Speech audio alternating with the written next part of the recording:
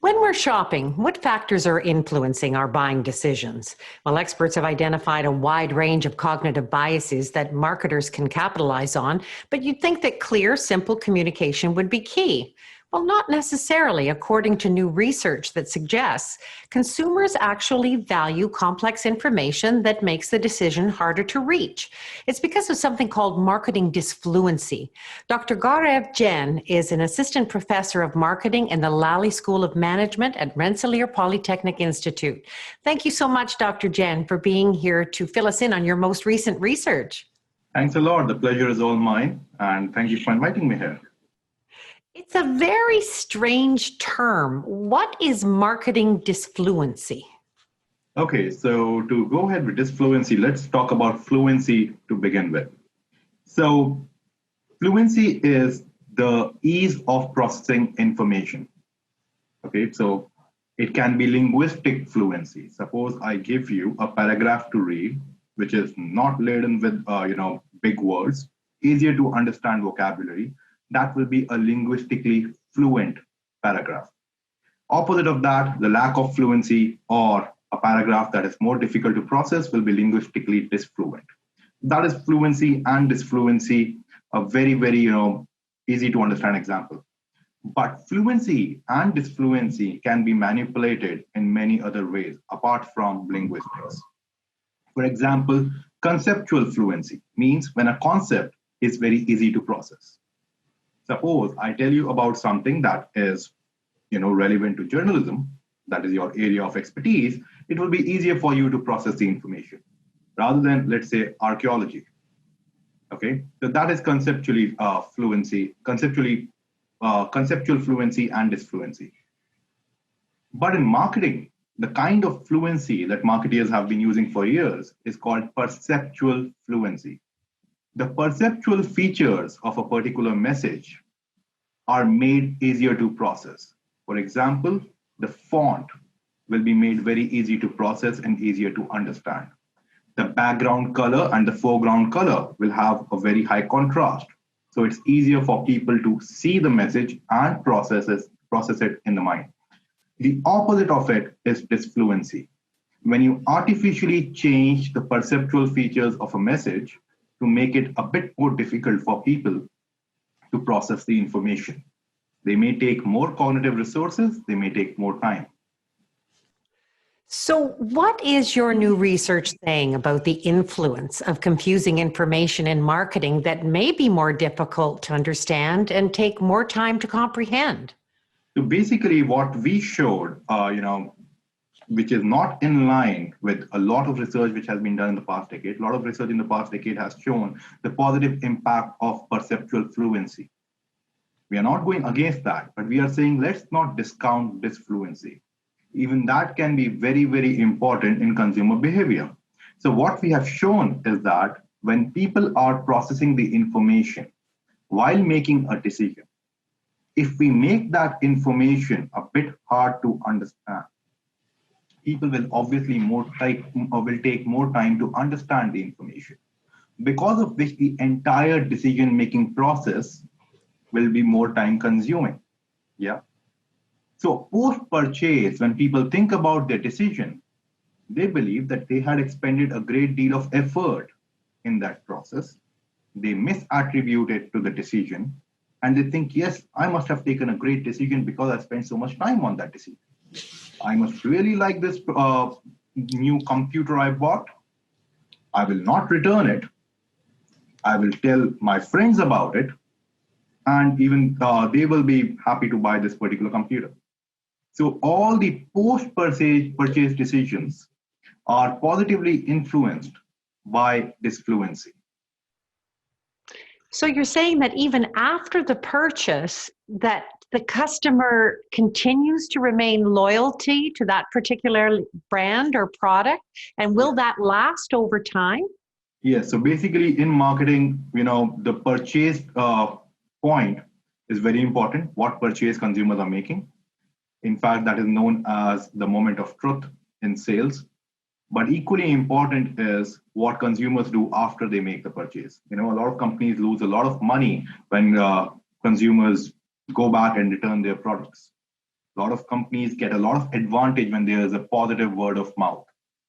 So what my research is saying is that yes, like you mentioned, post-purchase, consumers will be more loyal towards the product or the brand that they have chosen, just because they had expended more effort in that choice making process.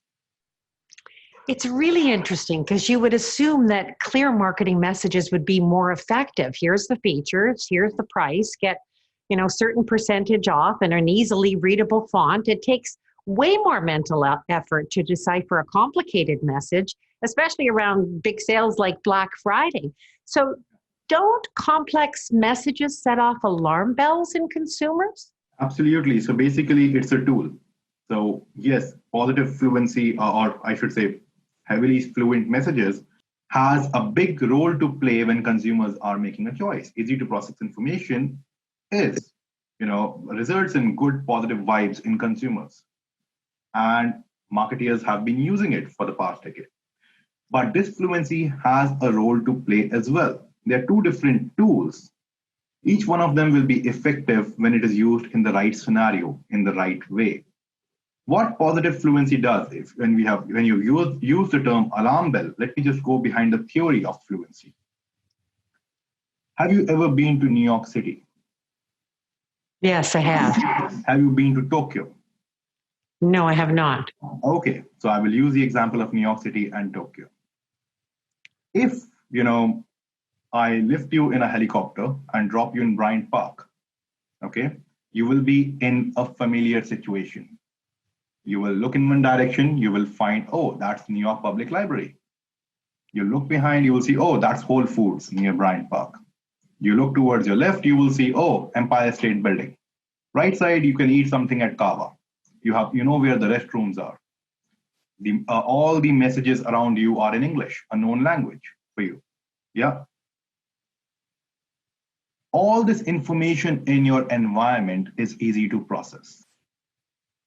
That will give you a feeling of ease. That will result in an actual positive effect. In contrast, suppose I drop you in Tokyo, again, a mega city, but a city that you have never been to. You will look around, you will see different buildings that you're not aware of. You don't know in which direction you have to go. You will see messages in a different language. Yeah. You will not feel familiar to the surroundings. Immediately, your guards are up. You are much more careful in those surroundings. And when we are much more careful, we elaborate more, we think more.